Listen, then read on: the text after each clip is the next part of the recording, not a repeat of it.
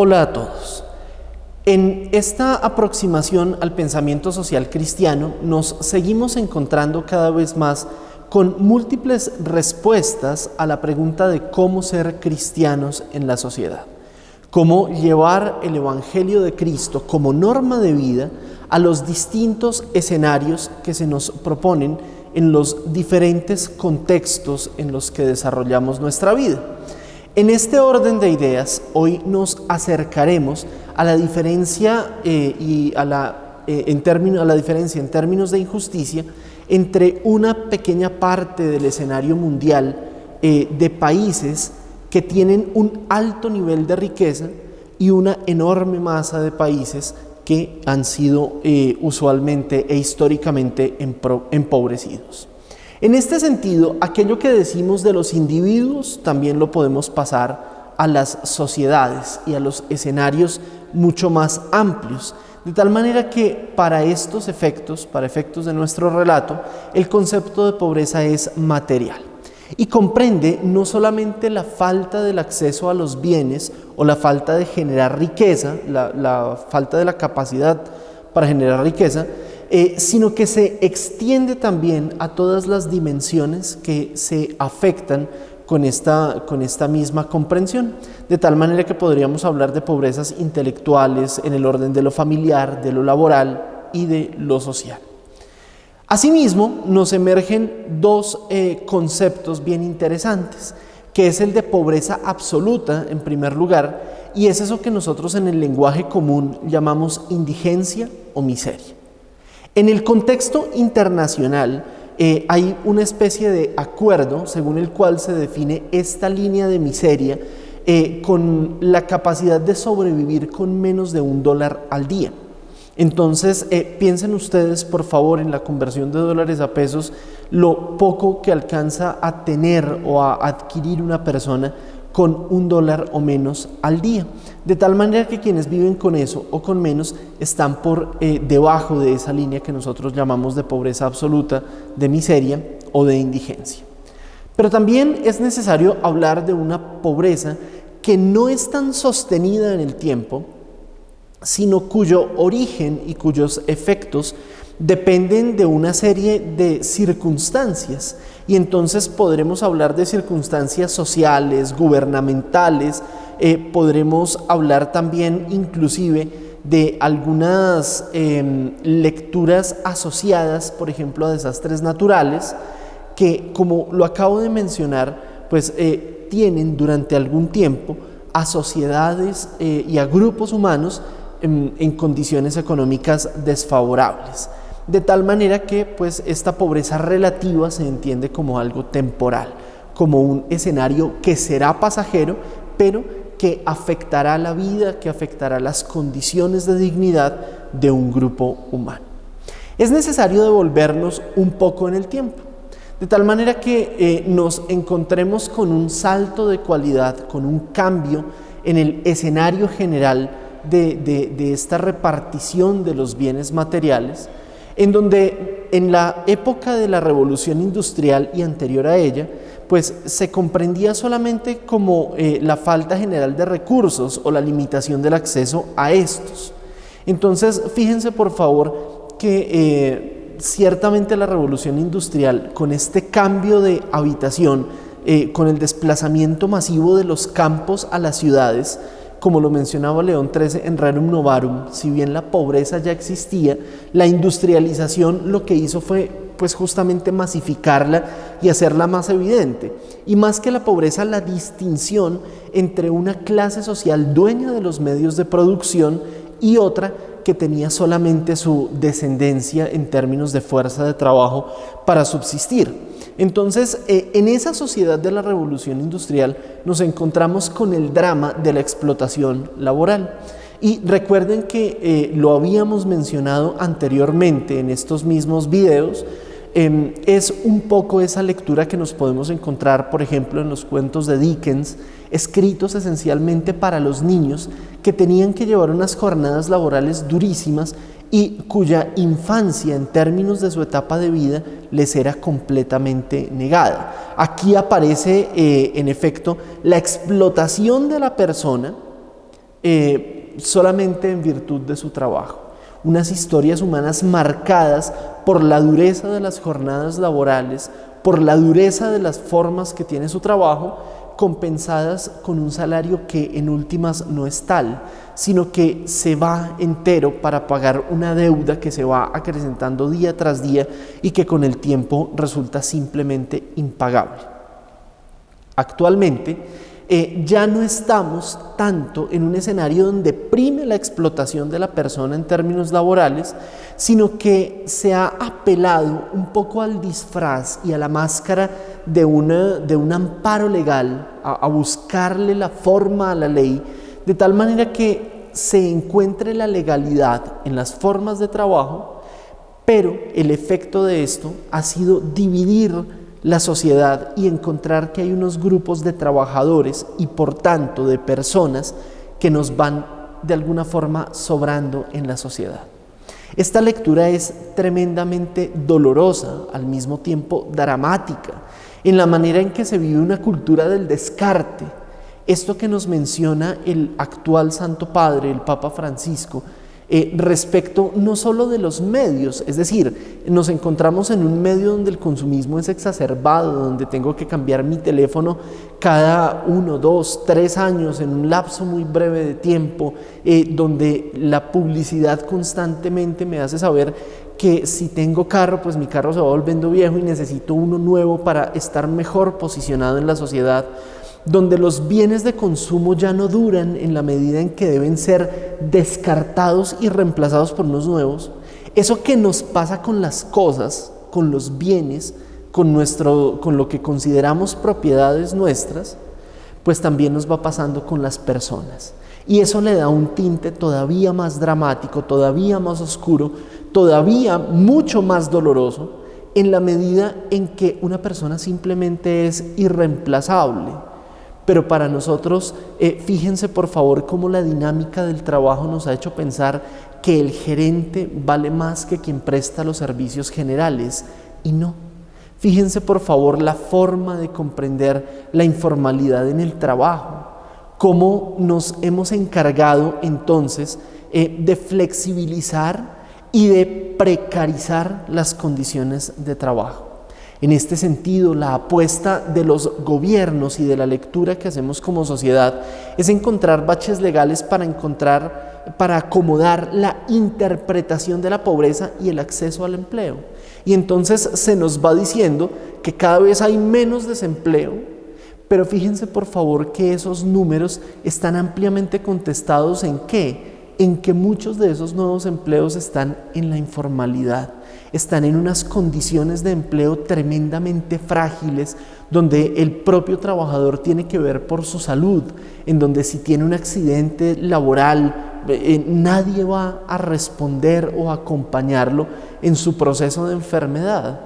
Y nosotros como sociedad un poco nos vamos tranquilizando, nos vamos calmando la conciencia, no en una paz, sino en una comodidad que nos hace entender que, bueno, pues finalmente eso que nosotros hemos llamado coloquialmente la cultura del rebusque, eso que nosotros hemos hecho para ocultar la pobreza, de tal manera que no nos toque enfrentarla, nos hace tener una visión romántica, un poco idílica y ciertamente irreal de los dramas que se esconden en la vida de la informalidad laboral, en unas vidas de una incertidumbre laboral tremenda. Fíjense por favor en las historias que vamos escuchando en los medios de comunicación de los vendedores ambulantes, de quienes van buscando su pan diario en la calle, porque ciertamente el contexto social y la mirada institucional no les ofrece más. Entonces, esta apuesta de cambiar la mirada para no ver la realidad nos lleva a un exacerbado optimismo y a una idea de progreso que a todas luces resulta falsa. En la medida en que no estamos progresando, no estamos brindándole a nuestros conciudadanos, a nuestros hermanos, unas oportunidades dignas de empleo. No lo estamos haciendo. En realidad estamos acomodando la medición para sentirnos más tranquilos, para sentirnos más acomodados, para sentir que solamente, o más bien, para sentir que hemos avanzado en la consecución de un progreso que cuando se constata con el dato narrativo, con el dato vivido de las personas, pues ciertamente no es tal. Como les decía hace algunos minutos, esto que sucede con la pobreza de los individuos, con las condiciones laborales de los individuos, sucede también en el escenario internacional. Ya no en la lectura del individuo, sino de los países y de la comunidad mundial que se va formando. Es necesario mencionar que nos encontramos en un escenario tremendamente desigual, en el que el 25% de la población más rica consume el 89% o un poco más de la riqueza generada por el mundo completo, mientras que para el 75% restante queda poco más del 10%. Fíjense por favor en la desproporción que hay en la lectura que hacemos de estos indicadores. Muy pocas personas explotan, de alguna manera desperdician, se lucran de lo que todos nosotros como comunidad humana producimos, de tal manera que se empobrezca una gran masa y quede solo una pequeña parte que se deje para ellos. Esto no es otra cosa sino un gran escándalo. Y es escandaloso justamente por la contradicción de la época en la que estamos viviendo. Nunca antes en la historia de la humanidad habíamos vivido en un escenario tan tecnificado y con unos desarrollos tan amplios en campos como la salud, como la producción de alimentos, como las garantías para una seguridad alimentaria de toda la población. Y sin embargo, quienes de alguna manera tenemos el privilegio de acceso a la ciencia, a la tecnología, a los desarrollos médicos, somos en realidad muy pocos. De acuerdo con Benedicto XVI, en este texto interesantísimo, Caritas in Veritate, entendemos que la competitividad, consecuencia de la globalización, nos hace más cercanos en la medida en que hoy en día, más cercanos en términos físicos, en la medida en que hoy en día tenemos la capacidad de que de una manera más bien inmediata podamos tener contacto con alguien al otro lado del mundo. Sin embargo, esa cercanía no nos ha hecho más hermanos. Y ahí, justamente ahí, está el drama. Quisiera explicarme un poco mejor con un ejemplo. Fíjense por favor cómo durante el aislamiento que vivimos hace poco, derivado de la pandemia, se nos obligó a mover los escenarios educativos a la virtualidad. Las universidades encontraron sus modos para hacer clases online, los colegios tuvieron que asumir una dinámica distinta en la medida en que es una educación pensada y diseñada completamente para la presencialidad y tuvo que moverse a la virtualidad. Y digamos que nosotros que vivimos en las ciudades capitales del país no notamos tanto el bache entre una y la otra, porque tenemos un acceso a internet, si no inmediato, por lo menos sí cercano. Y entonces, de alguna manera, cerca de nuestros hogares hay algún punto de conexión a red o hay alguien que tenga datos en el teléfono celular. Y nos pareciera, por ese sesgo de pensar que lo que nos pasa a nosotros le pasa igual a todo el mundo, que en todo nuestro país funcionaba así.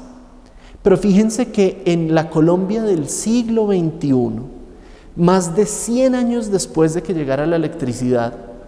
la virtualidad no pudo llegar a todos los rincones del país en la educación particularmente primaria, secundaria y de media vocacional.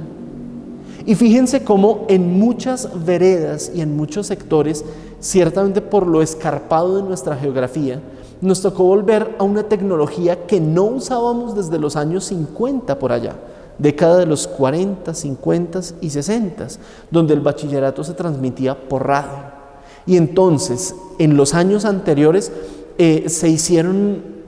virales las imágenes de profesores dando clase por radio y de estudiantes agrupados o en sus casas o en sitios de reunión de las veredas escuchando radio.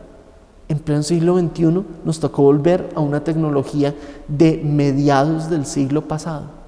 Fíjense por favor que no estamos yendo muy lejos o a un escenario muy dramático. Estamos encontrándonos en un país que nos obligó a movernos a la virtualidad, pero con un problema: no hay garantías para llegar allá. Nuestros niños campesinos no viven y nuestros niños ubicados en regiones de remoto acceso, de dificultades económicas, no viven en el mismo mundo tecnificado que viven los mismos niños de su edad que habitan en las grandes ciudades. Ahí hay una primera desventaja, ahí hay un signo de desigualdad. Ese es uno. Por no mencionar la diferencia entre aquellos a quienes les sobreabunda la comida y en algunos casos la desperdician, y otros que no tienen ni siquiera lo esencial, no tienen ni siquiera para comer. Y fíjense que para eso no hay ni siquiera que salir de las grandes ciudades. Aquí, en nuestra ciudad, en el lugar desde donde estén escuchando ustedes esta reflexión, encontrarán siempre los dos polos. Fíjense que se trata de una cantidad de factores. Por ejemplo, desde siglos de economías basadas en la idea colonialista de la extracción de materias primas y el retorno de materiales ya manufacturados, ya procesados a un precio increíblemente alto, desde siglos también de corrupción, de frecuentes crisis políticas, de desfalcos del erario, también las apuestas por hacer depender nuestras economías de la explotación de un solo producto y de la exportación de materia prima sin modificar. Fíjense por favor que esto hace que los países de lo que se ha llamado el tercer mundo vayan arrastrando o vayan llevando una condición tremendamente pesada que no les hace difícil su crecimiento, sino que simplemente se los hace inviable, se los hace imposible. Tan es así que durante la segunda mitad del siglo XX y posterior a la crisis de los precios del petróleo, estos mismos países en vías de desarrollo contrajeron deudas, no solo las entidades públicas, sino también las entidades privadas con instituciones extranjeras. ¿Para qué? Para que el déficit y la crisis provocada justamente por la caída,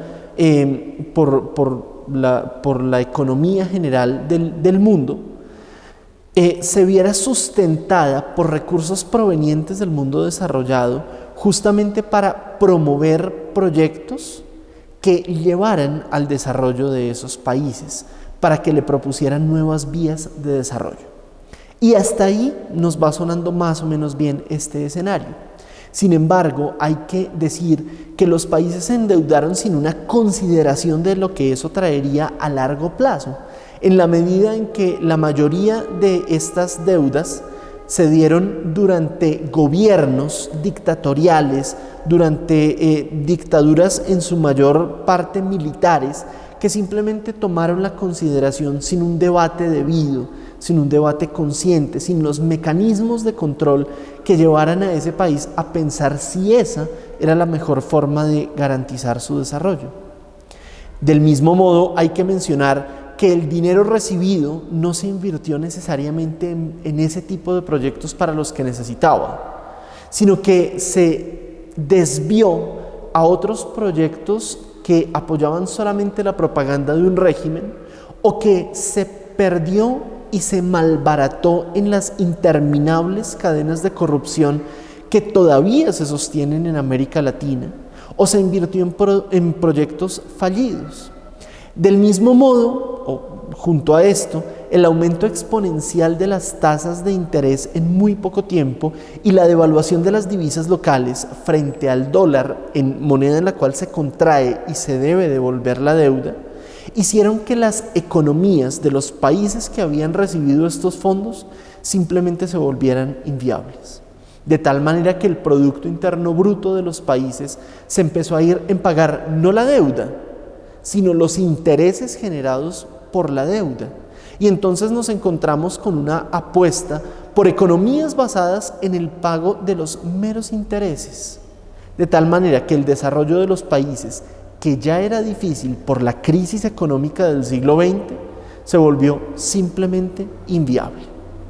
En este orden de ideas, el escenario global nos presentó el destino del presupuesto de cada país para pagar la deuda externa, más que para salud o para educación.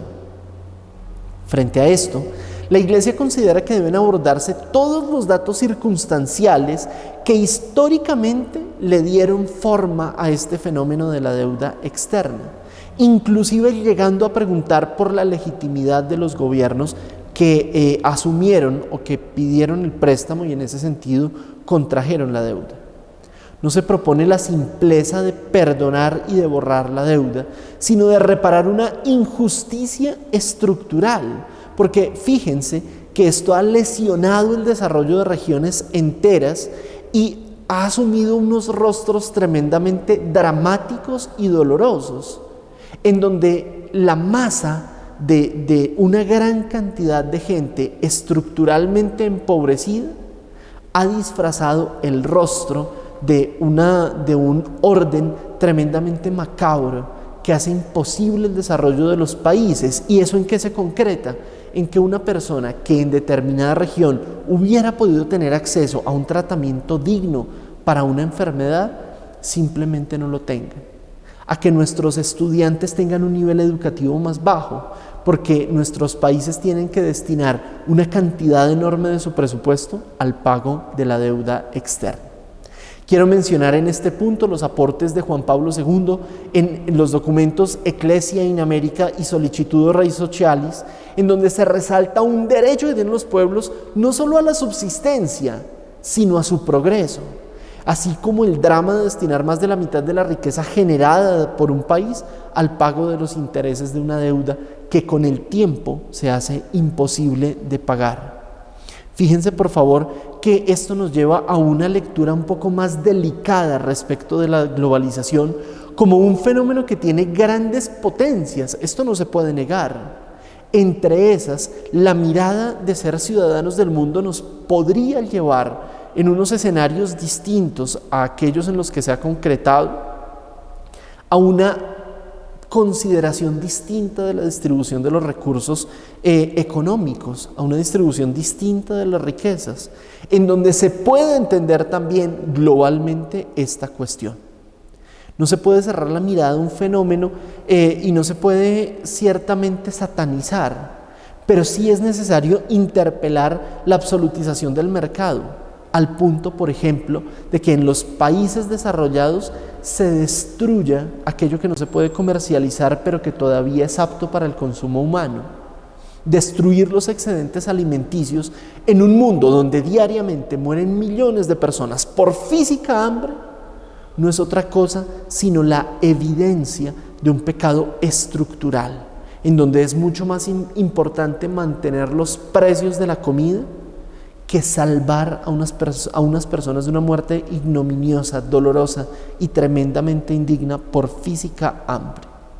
En este sentido, fíjense por favor cómo existen luces de esperanza dentro de la comunidad eclesial. Fíjense en las experiencias de los bancos de alimentos que proponen, como fue el lema del Banco de Alimentos de Bogotá en algún momento, una caridad rentable, no para que genere ganancias, no para que genere un capital excedente, sino que sea una caridad pensada en la estructura de la pobreza, donde no se trata de una cosa meramente asistencialista, sino que esa caridad le llegue estructuralmente a aquellos que propenden unas condiciones de vida más dignas. Fíjense por favor que en un escenario mucho más amplio, Benedicto XVI propone la reforma a los mecanismos internacionales como la ONU y otros tantos, de tal manera que los países que tienen menos riqueza, que han sido usualmente considerados como parte del tercer mundo, también tengan una voz igualmente importante que mencionar sobre la correcta distribución de la riqueza, sobre la seguridad alimentaria, sobre todos estos debates en términos de la ética internacional que hoy en día nos planteamos. Como pregunta de reflexión quisiera proponerles qué principios del pensamiento social cristiano deberían marcar las relaciones entre las naciones. Y por último, nuestro trabajo respecto de la espiritualidad dominicana nos propone hoy la figura de Fra Angelico. Guido Di Pietro, un fraile de la orden de predicadores y uno de los artistas más prolijos del Renacimiento italiano durante el siglo XV. Solamente quisiera mencionar una cuestión histórica, y es que este nombre de Fray Angélico o Frangélico no se le dio durante su vida, sino que se le dio de forma póstuma por la piedad con la que hacía sus obras. Fíjense por favor que quisiera proponerles un ejemplo. Si pueden buscar la escena, el cuadro de la Anunciación de Frangélico, conservado actualmente en el Museo del Prado en Madrid, se propone una lectura que acude a la memoria del paraíso perdido por el pecado. En uno de sus costados encontramos a Adán y Eva huyendo del Edén, exiliados del Edén, con una tristeza infinita en sus rostros. Y el resto del cuadro está ocupado por esa escena increíblemente luminosa del diálogo entre el ángel Gabriel y María. De tal manera que la pena que pesa sobre el hombre, sobre el género humano por el pecado original, se redime en la libertad del sí generoso de una mujer virgen y madre que nos traerá al nuevo Edén, a Cristo como el nuevo lugar y el nuevo escenario de la salvación. Muchísimas gracias, nos seguiremos encontrando durante estos espacios de formación.